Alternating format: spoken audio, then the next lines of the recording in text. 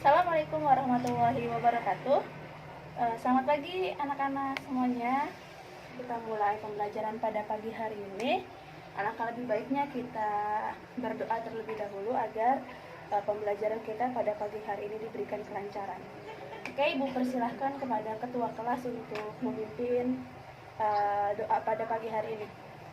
Hari ini kita akan mempelajari sebuah materi, yaitu kekuasaan kongsi dagang POC. Namun sebelumnya, Ibu akan coba menampilkan sebuah gambar bangunan yang memiliki nilai sejarah yang ada kaitannya dengan POC dan masa kolonial Belanda atau masa pemerintahan Hindia Belanda yang ada di Nusantara. Coba perhatikan gambar di samping. Nah, kira-kira gambar gedung apakah itu dan kapan gedung tersebut dibangun? Ini ada di mana gedung tersebut dan apa fungsi dari gedung tersebut? Oke, ada yang mau menjawab pertanyaan dari Ibu? Ya, silahkan Julia. Lagi yang mau menambahkan? Oke, jadi oke, betul. Jadi gedung tersebut ya seperti yang sudah dijawab oleh saudara atau oleh teman kita Zilia dan Jadid, gedung tersebut yaitu adalah gedung Museum Fathahillah yang ada di Kota Tua Jakarta. Nah, pasti untuk orang-orang yang tinggal di Jakarta atau sekitaran Jabodetabek tidak akan asing lagi dengan gambar gedung tersebut ya. Gedung tersebut atau Museum Fathahillah tersebut dibangun dengan bangunan yang sangat megah, nilai sejarah yang sangat berharga ya pada Indonesia, khususnya pada masa POC dan pemerintahan Hindia Belanda. Gedung tersebut lebih dikenal dengan sekarang ya dengan sebutan nama Museum Fathahillah, dijadikan sebagai museum ya dengan nama Museum Fathahillah, atau dikenal juga dengan sebutan Museum Sejarah Jakarta. Nah, gedung ini dibangun pada tahun 1620 Masehi atas perintah Gubernur Jenderal POC pada saat itu, yaitu siapa? Ya, yaitu J.P. Koen. Gedung ini dahulu dikenal dengan sebutan Stadhuis ya, bahasa Belanda, yang artinya balai kota.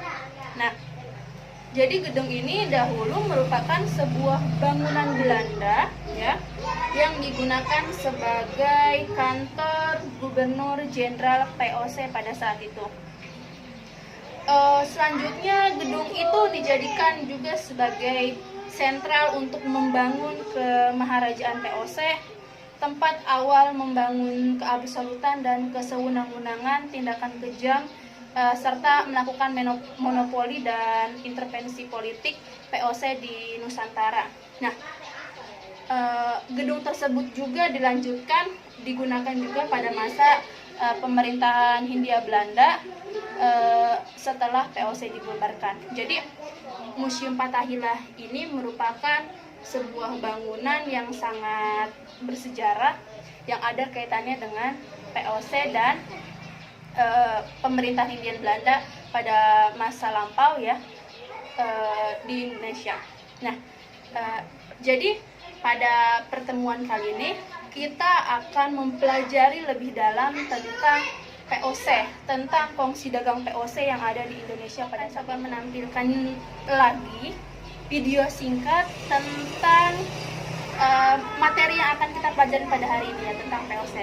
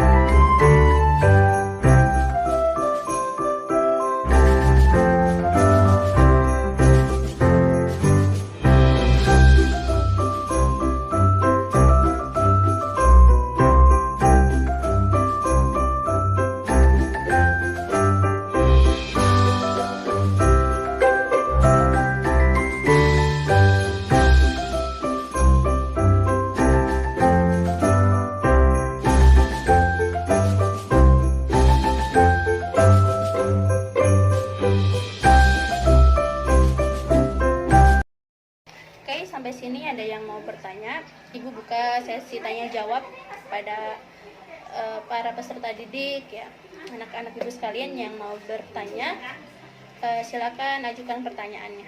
Berarti pertanyaan hanya dari Jilia ya. Nah, Jilia bertanya, apakah JP Kun ini sebagai orang yang meletakkan dasar kolonialisme di Indonesia? Ya, betul sekali. JP Kun ya, Gubernur Jenderal POC yang tadi dikenal dengan kejam, tegas ya. Nah, dia juga merupakan salah seorang peletak pondasi pertama penjajahan yang ada di wilayah Nusantara.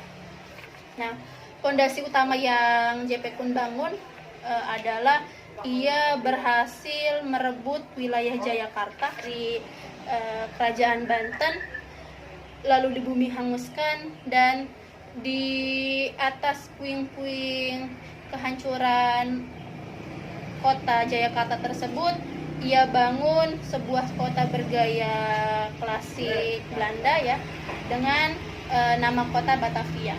Nah, itu adalah salah satu pondasi pertama adanya penjajahan ya yang ada di wilayah Nusantara. Nah, JP Kun ini tadi dikenal dengan sikapnya yang tegas, terus juga kejam ya, terus melakukan monopoli perdagangan, ekspansi, melakukan politik adu domba. Itu adalah cara-cara yang kelak nanti digunakan oleh para pemerintah kolonial Belanda yang menjajah wilayah Indonesia setelah POC ini dibubarkan. Jadi peletak dasar atau orang yang melakukan penjajahan ya, pondasi penjajahan tersebut adalah JP Kun ini. Oke, terima kasih anak-anak ibu semuanya yang telah berpartisipasi aktif dalam pembelajaran sejarah pada pertemuan hari ini. Berharap kalian semua bisa mengerti, paham apa yang telah kita pelajari, yang telah ibu sampaikan pada pertemuan kali ini.